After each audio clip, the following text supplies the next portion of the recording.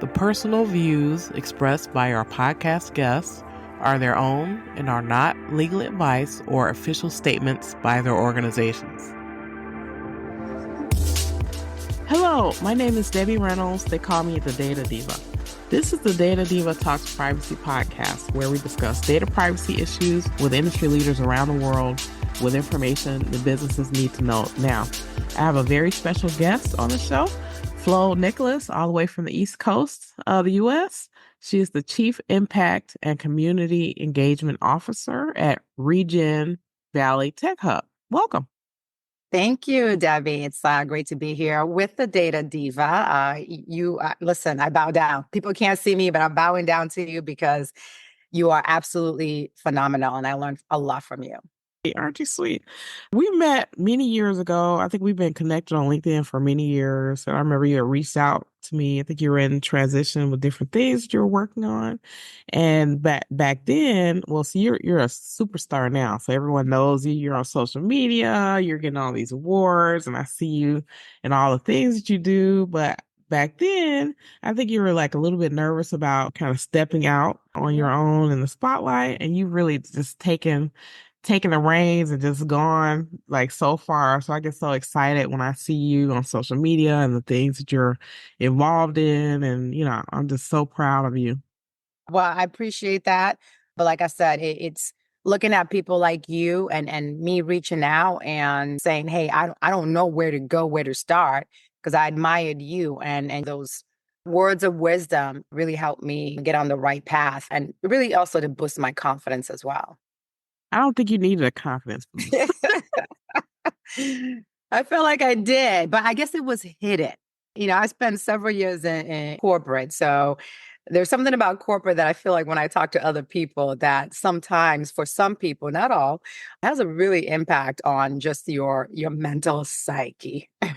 Right, because it's almost like a subjugation, right? It's like you're in Santa's workshop. So Santa only really cares about the thing that you do to produce his toy as opposed to what your real talent is. So I think that you really stepped into what your real talent is. Well, I love that analogy. I think I'm gonna have to use that.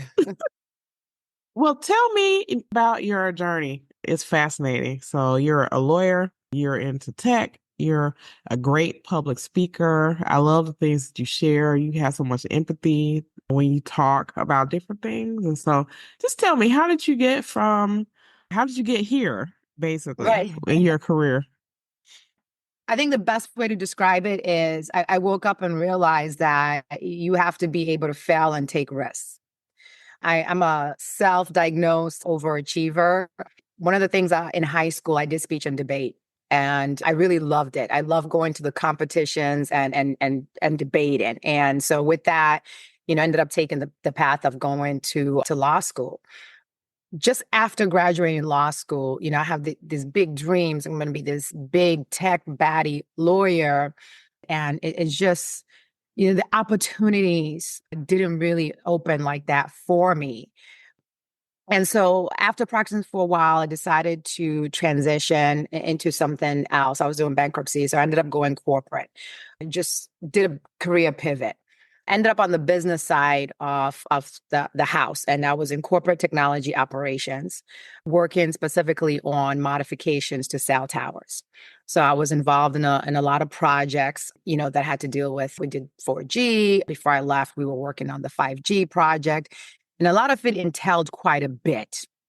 It was CTO, corporate technology operations, but my role encompassed vendor management, project management, real estate management, because cell tower was a real estate. And, we were also co-located on buildings, like you'd find us in hospitals, and sometimes we're co-located on government buildings as well. So we'd have to deal with a VA or maybe a military base or an airport. I was working with a legal team because my team that I would oversee, we would have to negotiate, draft, and redline our license agreements that allowed us to actually be able to go on sites and change out equipment and do other stuff. I was also working with a regulatory team. Right? Because telecommunications industry is heavily regulated. So everything needs to be done in accordance to regulation, whether it's your local, state, or federal as well. So in that role, I had to wear many hats. And I'm thankful for that because I was able to leverage my legal background, but I was also able to learn additional new skills and just became just really fascinated with just how things worked, right? I'm like in this company that's literally helping millions of people be able to communicate, right? Through text, email, phone calls. I don't know if you remember back in the day when cell phones came out, we were just happy we could just make a call, right?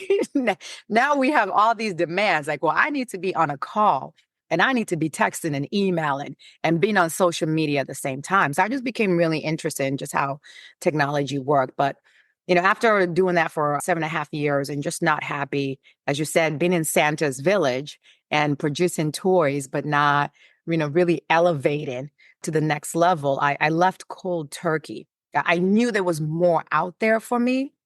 And I knew that I had to go explore because I wasn't happy. And I felt like I lost control of what really determined my purpose and my happiness. And I had to go out there and explore.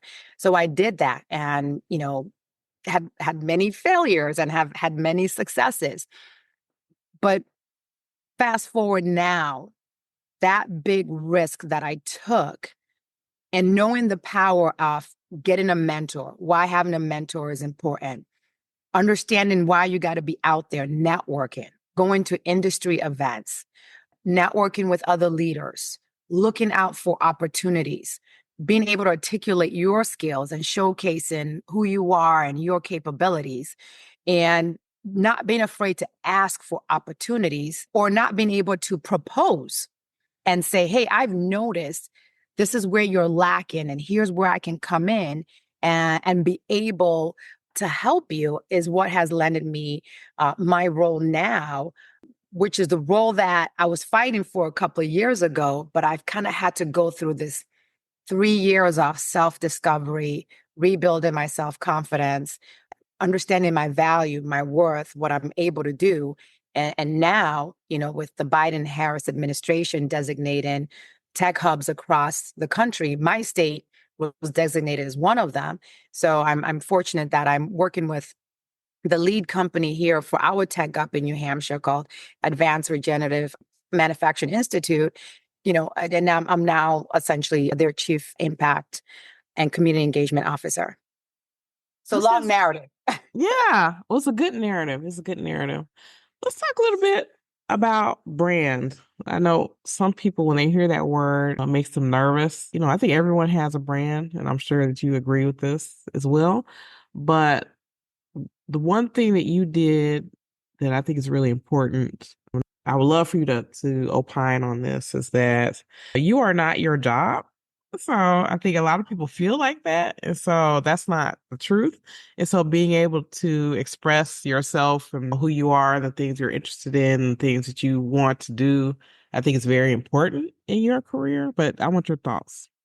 Yeah, it's funny that you said that because the other days I'm scrolling through LinkedIn. Everybody is prospecting to sell a product or offer a service.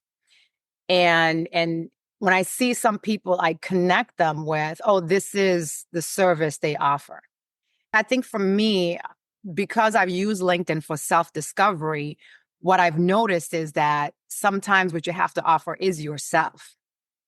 And when people see you as a person, like I talk about my advocacy in the community, this is something that became really important to me because I wasn't paying attention to what was going on in my community. And I didn't, really kind of know that, hey, you can serve on these boards, right? You're not happy with what's going on. Well, it's not just about being in the house complaining. You can go out there and be that agent of change. You can go on these boards, you can petition yourself, or through your networking, you can have someone essentially nominate you to be on these boards.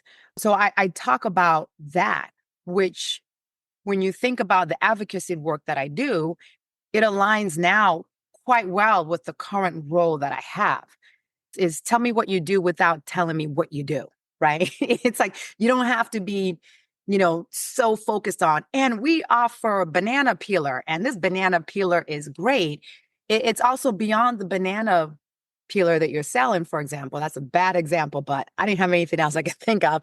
But beyond that tool or that service you're offering, there is you, the human. And to me, sometimes when I see posts of people when, yes, they talk about how they're great with, data or how they're great with contract negotiations.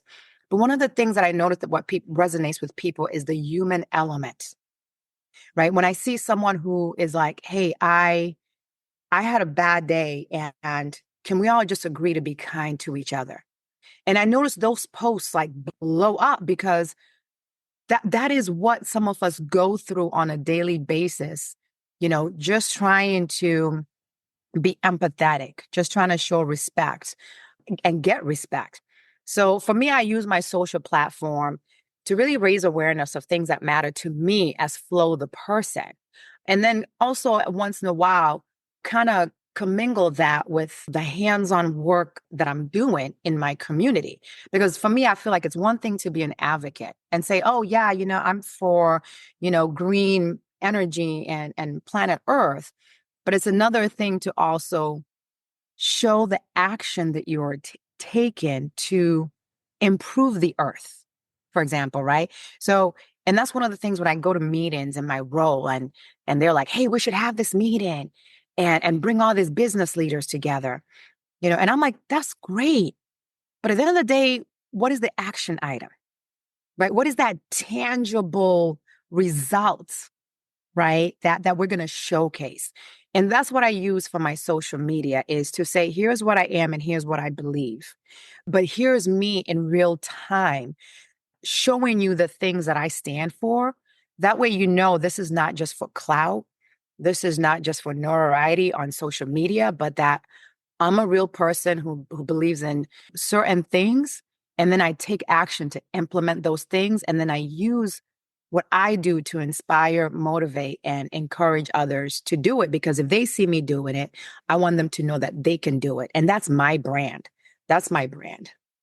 I tell companies I want your talk and your walk to match. So we can get wrapped up in talking without actually doing anything. So that action item is really key. And I think you're doing a brilliant job of communicating that through your social media and your brand.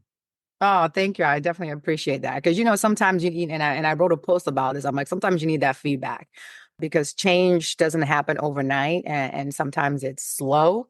So when I get those text messages or emails from people saying, like, I just got a text message from somebody, they're like, I'm moving out of state and I just want to take the time to thank you for, what you've done to welcome me here in our state. And I was like, oh, I feel like I didn't even do anything.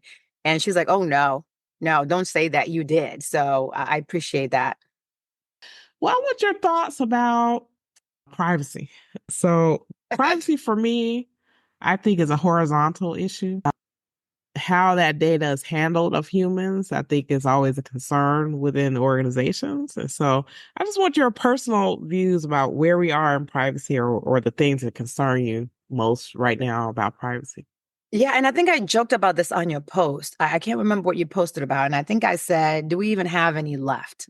Right? Because that's how I feel as just an ordinary citizen. Never mind the fact that I love just following what goes on in technology and just, trying to keep up to date with the attempt to maintain and protect our privacy, with this advancements in technology that we're seeing, especially in generative AI.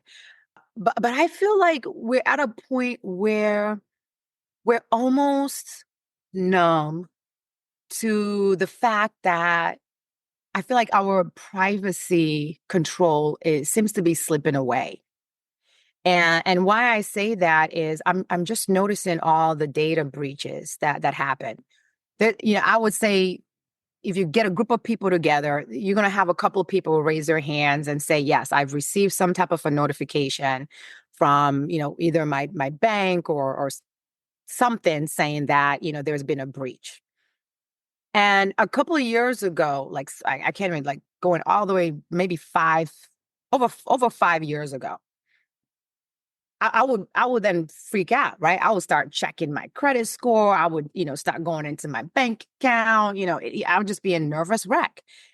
And now I feel like it's like almost becoming the norm. It's like, oh, there was another breach with the health institute. And you're like, oh man, again? Like, or you get a notice and you're just like, oh, geez, again. And I feel like there's a loss of control when it comes to being able, with these advancements in technology, we know that the bad actors now are even more empowered and have better means of essentially invading our privacy. In addition to that, what I'm noticing as somebody who used technology, especially, playing around with generative AI tools, there's some people who don't read the privacy notices, right? They're just so excited to try out this new technology, but there isn't really fully understanding of, well, what happens with this data? Who has visibility to this data? How do I essentially put a pause on their ability to use my data that I input into their software to train the model? Because when I do sometimes presentations about technology and AI and the risks and the benefits, one of the questions I ask is, like, hey, when you get those pop-up windows about cookie consent, like, how many people actually read those? And it'll be like a room of maybe 40 to 50 people, and I might see two people raise their hands, right? And so people are just now numb, I feel like. And yes, there are fears of, hey, I don't want somebody to deplete my bank account. Yes, they are. For people in the tech world who are true techies, there's a keeping up with understanding the complications with technology and how they might infringe on our privacy rights. But when we look down, like to what you said, to the ordinary citizen, yeah, they're concerned, but I don't know if they understand fully how they easily give up some of their privacy rights by failing to read some of those notices. And then they end up like, wait a minute, that's my picture. Why is my picture there? It's like, well, did you read the notice? you know? So, I mean, I think that's what I feel. I feel like we're becoming numb. We're inundated with technology, and it can be overwhelming. I get overwhelmed. I can't keep up with all the different organizations and entities that are trying to figure out how to create these guidelines and frameworks for protecting our privacy. If we can't have, the brainiacs trying to figure it out, how can we have those expectations on ordinary citizens of how they can protect their privacy, how they can be more, exercise due diligence in maintaining that. So I think that's where we are going. Unfortunately, yeah, we're becoming numb to what privacy really is. And I don't think you should have to be a lawyer to understand what people are doing with your data. It should be more simple for a common person to understand it. I agree, and I agree, and you make a great point. I mean, let's just think about some of the people who are using this technology. We have students that are using it. We have small businesses that are leveraging it to write their social media branding and marketing. This technology is being used by various people from various backgrounds, and that means various industries and education levels as well. So it should be simplified, right? It should be simplified for everybody to understand. And when you look at some of these tools, you got to go click through different parts of the tool to go shut off the data, right? If you don't know where it is, like I saw people posting on LinkedIn where they were like, "Oh my God, LinkedIn now is using the data, our content to train their AI model," and people were posting, "Just press this link and it'll bring you directly." But that's one of the things I'm noticing is that yes, it's awesome that there are people out there who are helping educate, but there's some people who wouldn't even know that this is going on unless they're being, again, researching and taking the time to understand the platforms that they're using. But in all fairness, too, as well, is sometimes some of these platforms don't really, what's the best word? Are not sometimes always fully transparent and make it easy for you to find the information. Like you've got to go dig in. I mean, just look at some platforms where you just try to look for the 1-800 number. You can't even find that number sometimes. Yeah. So it's definitely a challenge for, I think, the average person, and it shouldn't be like that. Data breach wise, even though thank goodness I don't use the service, but 23andMe, so they had this huge data breach. I think where it stands now is that they had a settlement for like $30 million and people are supposed to get, maybe in a couple of years you get a $5 check from them. I don't know. But one of the things that they did was they said, well, we're going to give you free credit monitoring for 3 years. And I thought, how does that associate with breach of my biometrics? I just don't see the connection. Right. Yeah. Well, I mean, they're not the only one. We've seen several big companies that have had unfortunate, cybersecurity breaches. I mean, T-Mobile, for example, is one. We have to believe AT&T had one as well. And we've seen a lot of, in the healthcare industry as well. We're seeing that too.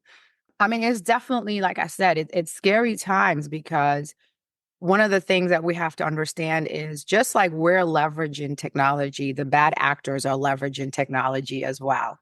So you have the people who are using it for the benefits, for automation, and other additional benefits that we're seeing in the healthcare industry, auto industry, fintech, legal tech, you name it. But then we're also seeing bad actors who are like, oh, we can make a lot of money off this. But it's like once the damage is done, there's that now kind of question for subscribers or users or customers of those companies of, am I safe?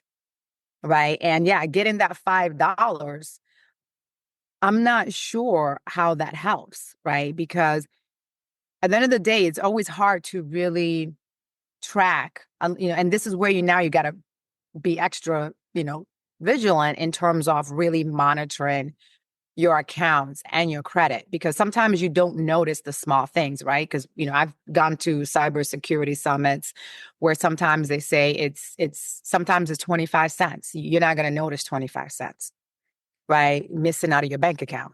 And then, then as they gradually increase the amount, but by the time, you realize, that wait a minute, I have all this money that's been taken out and I haven't noticed it because it's been so small.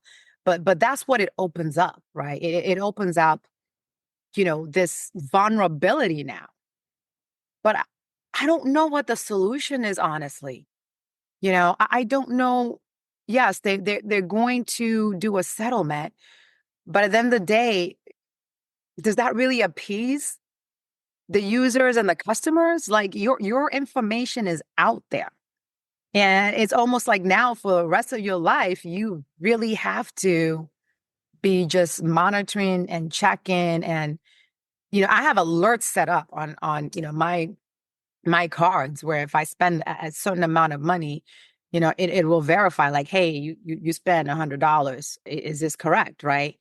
So there are those steps that people can take, but I feel like these companies, especially ones that get hit not once, twice, it's yeah, even if they pay the fines and the settlements, it's at the end of the day, people what they want more than that $5 check is to feel safe and to feel that their information is secure. And I think that's worth more than, the $20 check that you're gonna get.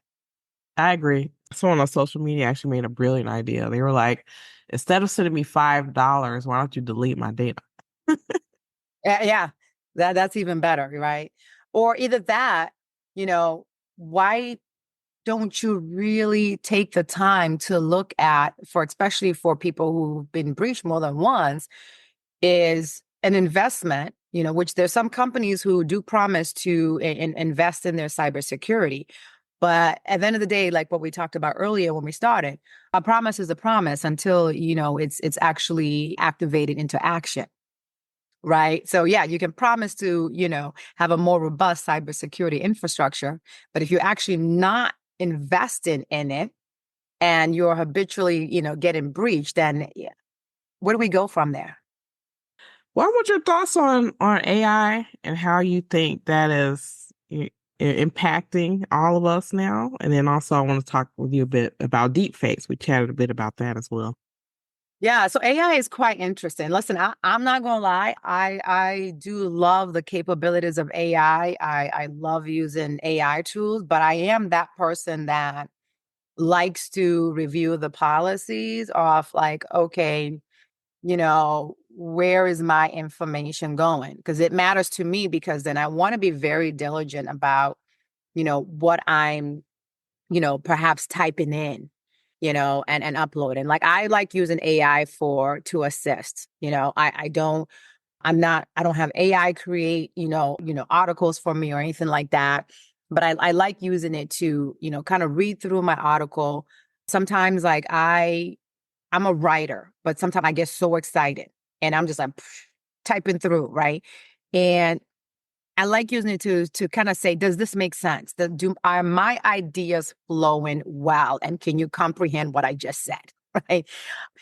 And there's other things that AI is being used for. Like my daughter loves music. She started writing music. And there is an AI, and this is she's 17, and she started writing music, but she found this app that will actually let you create the song, and you don't have to sing the song.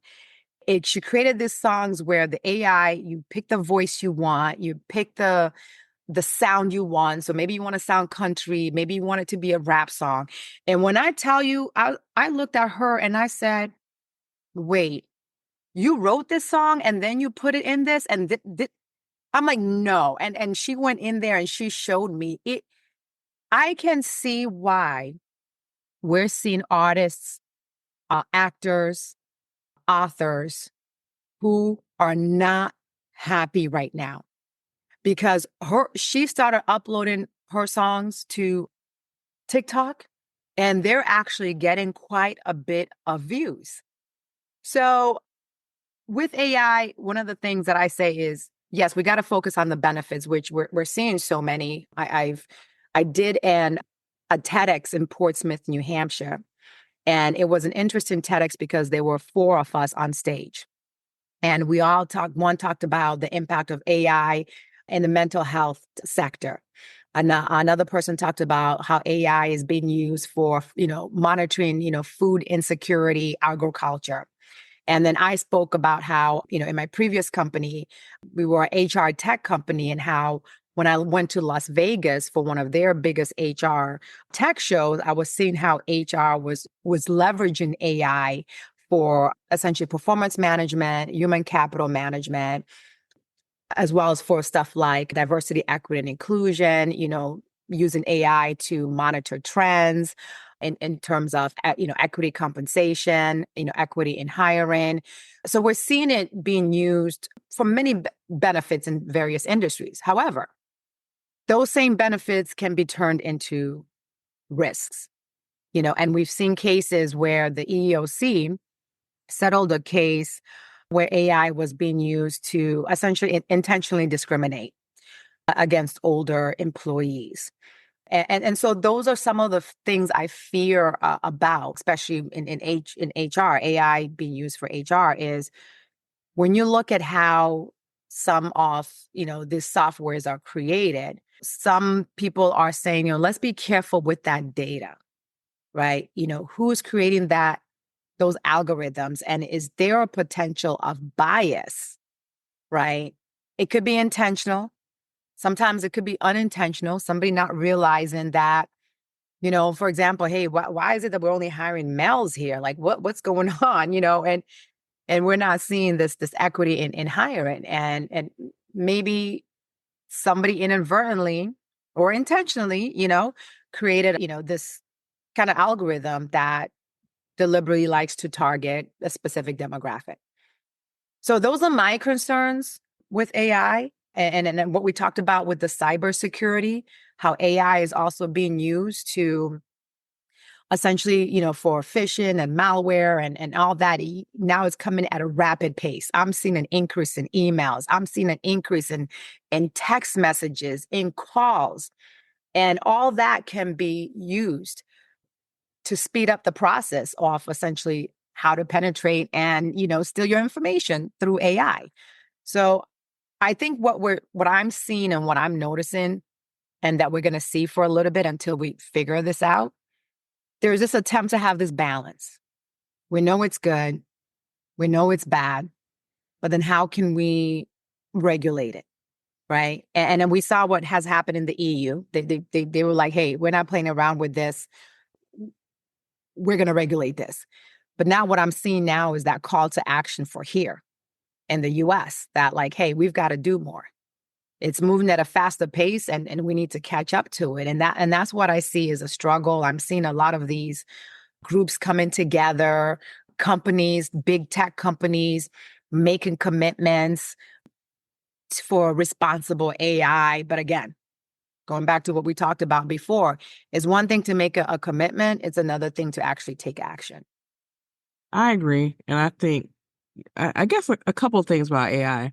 One is I'm concerned that people want to abdicate their human judgment to AI. And that's why, like your example around hiring, that's a problem where they say, well, why is this happening? You're like, well, I don't know. I just told the system to do this, right? So I think laws are made to regulate the behavior of people, right? So you can't you can't go to trial or file a case against the artificial intelligence system.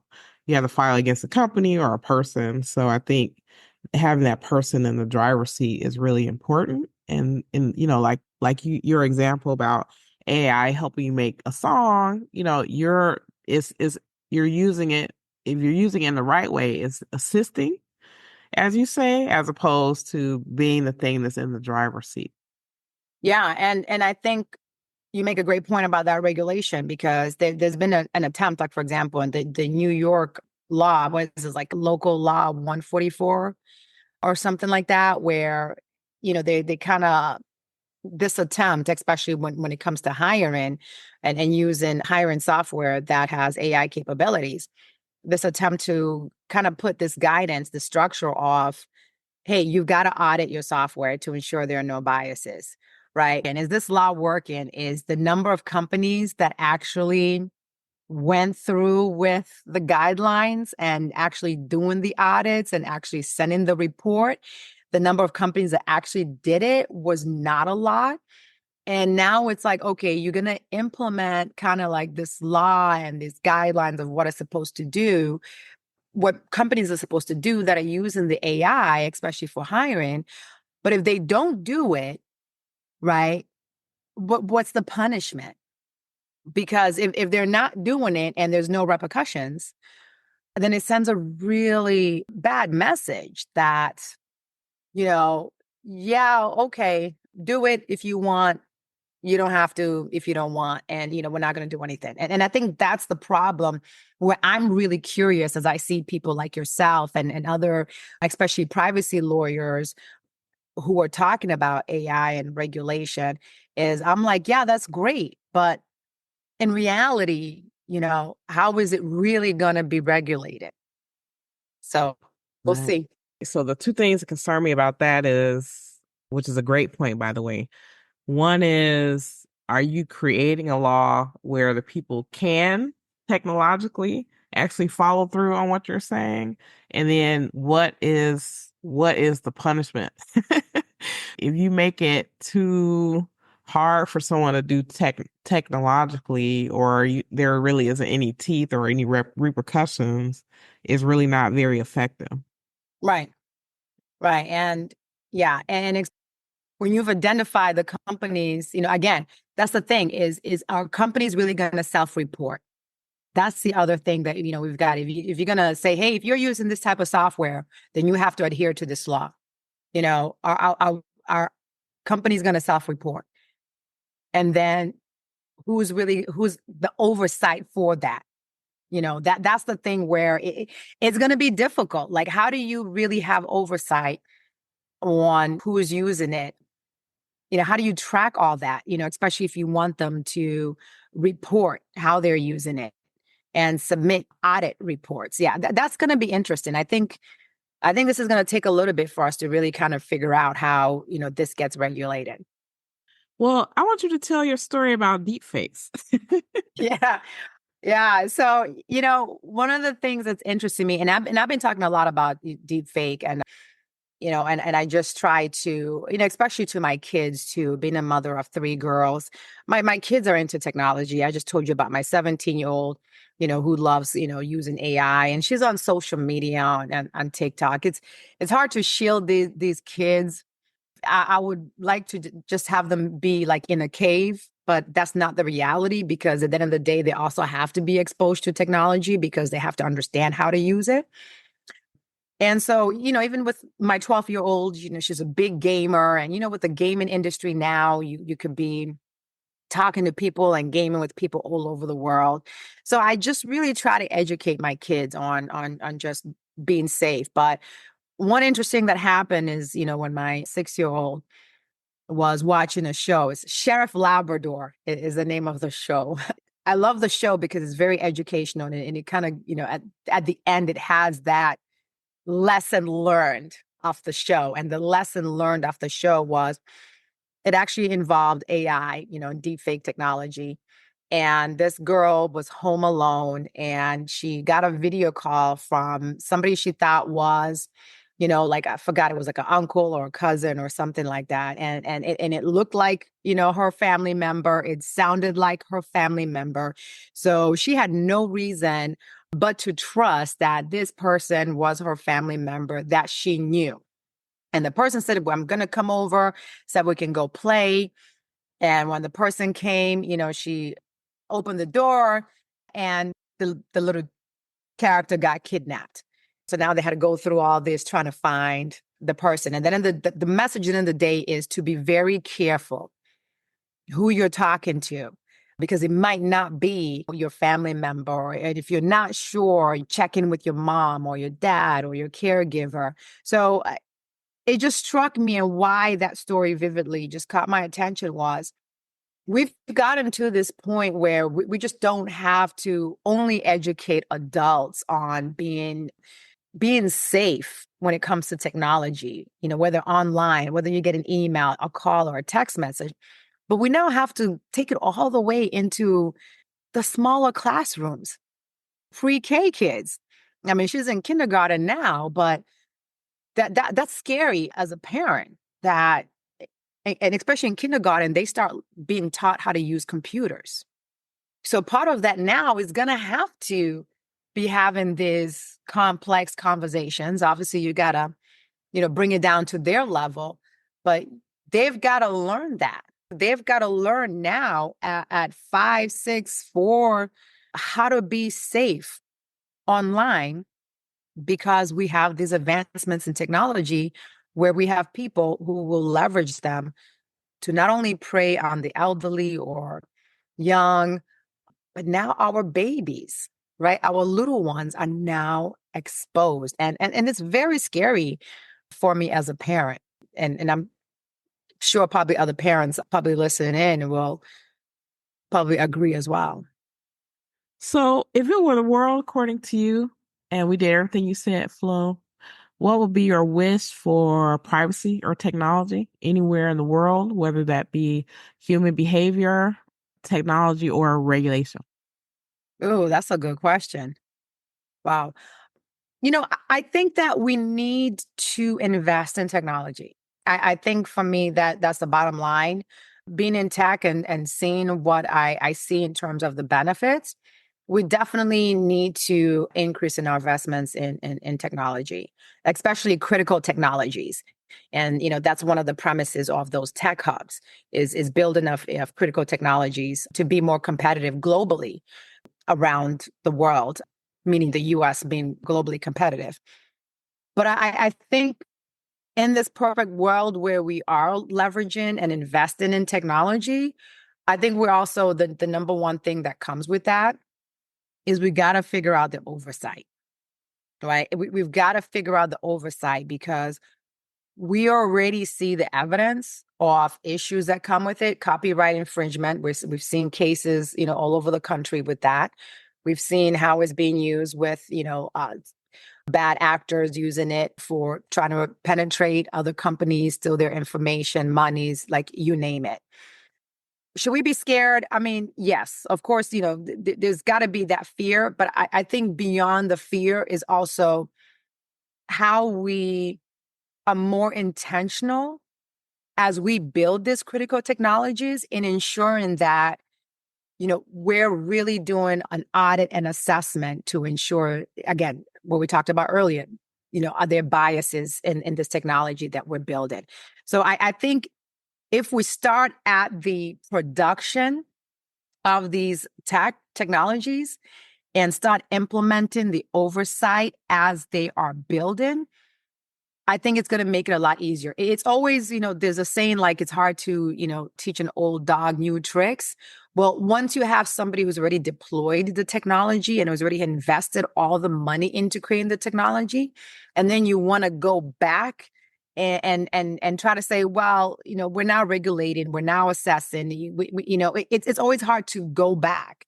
But when you're building something from the ground up, I think when you start having that oversight at the beginning, I think you're going to have more control in terms of the output, right? So I think that's what we've got to do is invest in those critical technologies, but with the intention of having oversight at that time of creation to ensure that, we're minimizing the risks. I don't think you can get rid of the risk completely. I don't think that we should have that frame of mind where there's always going to be a risk, right?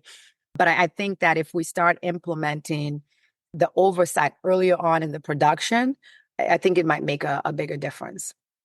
Well, I love that. So going back to the fundamentals is very important, especially as we're trying to build all these new things. So, well, thank you so much. It's so exciting to see all that you're doing, and keep me updated as you always do on social media on what you're up to. And I'm so proud of you.